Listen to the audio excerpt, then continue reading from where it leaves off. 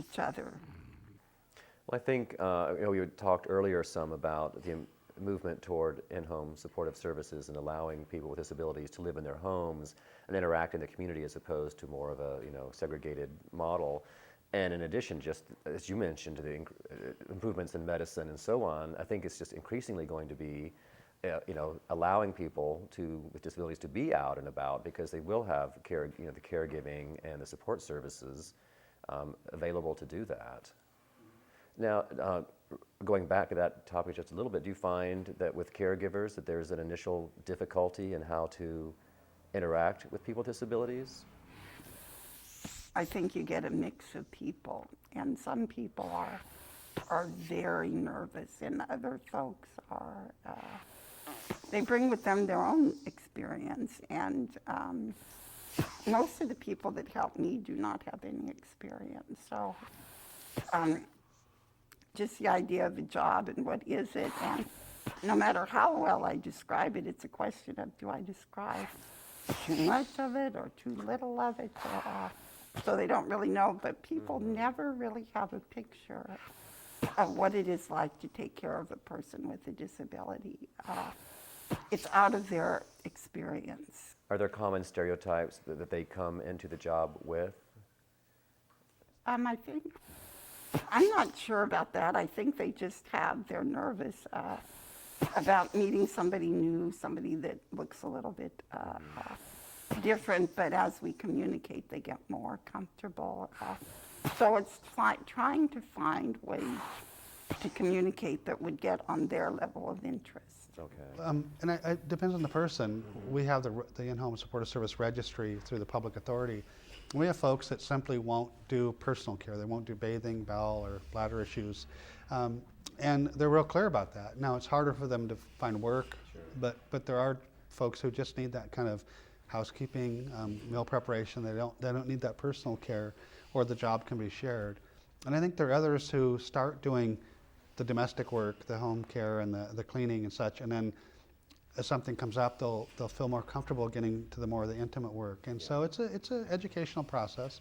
And others they find out that they just can't do it. Yeah. They don't have the ability to deal with those personal care issues. Patrick, have you seen any change in, I guess, what I called stereotypes over the last, say, 10 or 15 years? Have you seen any change, or is it kind of still the same behaviors showing themselves? I think it's improving, although at times it almost feels like we're stepping backwards from the standpoint of access issues and equality.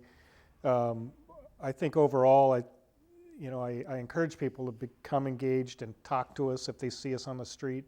And like Tony says, he'll stop, if a little person wants to talk. And I'm the same way. They don't have any stereotypes when they're little. They're just the biggest thing is the wheelchair or what have you, and if there's anything I can tell them is you don't want to be in one of these. It's not a toy, and they kind of look at you, like, well, yeah, it is a toy, but they don't understand what our condition is. Yeah, well, we have a friend actually who loves Patrick's other wheelchair. He gets in at he's probably 7 now, and this kid has no fear, and he gets in the chair and takes off and is running into things, and he does. And the good thing is it's just a fun piece of equipment for him. Well, exactly. The more people get used to, when a wheelchair becomes nothing more than something that needs a cut in the sidewalk, then obviously you've made progress. And people are fascinated by equipment. And today with improvements in technology, there's all kinds of equipment available if you can get access to it. But it's really fascinating for people, and sometimes that is a way to open communications with people, particularly men. Young techies or older techies. Right. Yeah, that's a good point. It seems as if it's good to know there are entry points, I guess, for lack of a better term, to get people kind of in a discussion with you or talk with you and realize that, hey, this is kind of cool in some ways, the technology we've developed to allow people to live independently and to go to work and to live at home and that kind of thing. And the important thing is for the listeners to understand that disability is a major life experience, and that we will all have it if we live long enough. Yeah. Everyone on this planet, if they live long enough, they will have mobility impairments where they cannot walk. most people die before they have them, but we're all going to have that experience if we live long enough. And probably everyone has the experience in their circle of friends. Right. Yeah, and I think that's something that like our audience can certainly relate to. Is that it's not an abstract issue. It's one that either, if as you said, if it hasn't affected you personally, it almost certainly has affected someone in your family, and if not, just wait. And it's just nice to know that there are options out there for people who have a new disability or have a disability. I think that's really important for people to know. Life doesn't stop. Right. And perhaps I'm being presumptuous, but it seems that part of the hesitation in adults to approach someone with disabilities is perhaps the fear themselves that they will, have a disability at some point, and they don't want the recognition right in front of them a little bit. So, well, thank you for joining us for this segment of the Better Care Forum. Please stay with us for a further discussion of these important issues. So, and I think the next.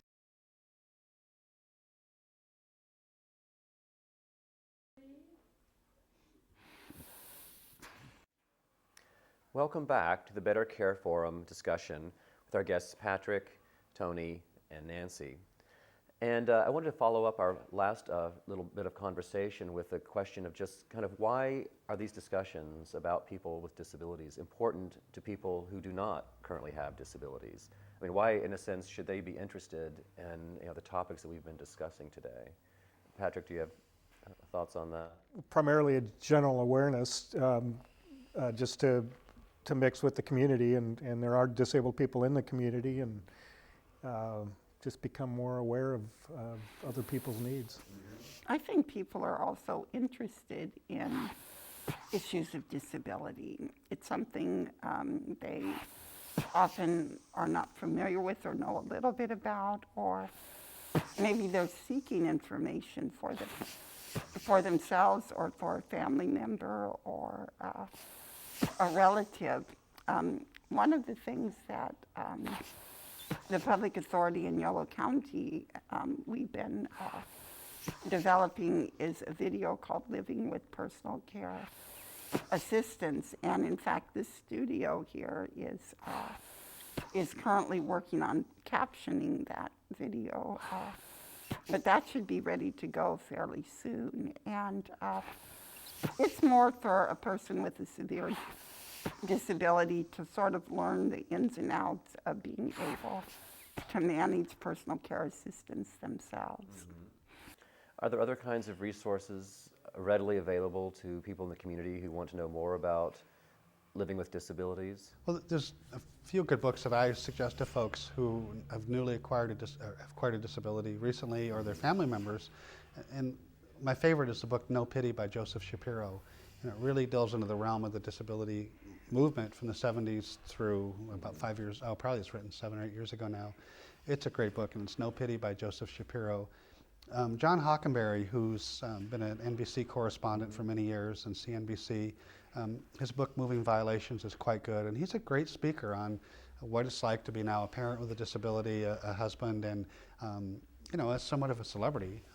It's really good. And then of course John Callahan's cartoons are very cutting edge cartoons.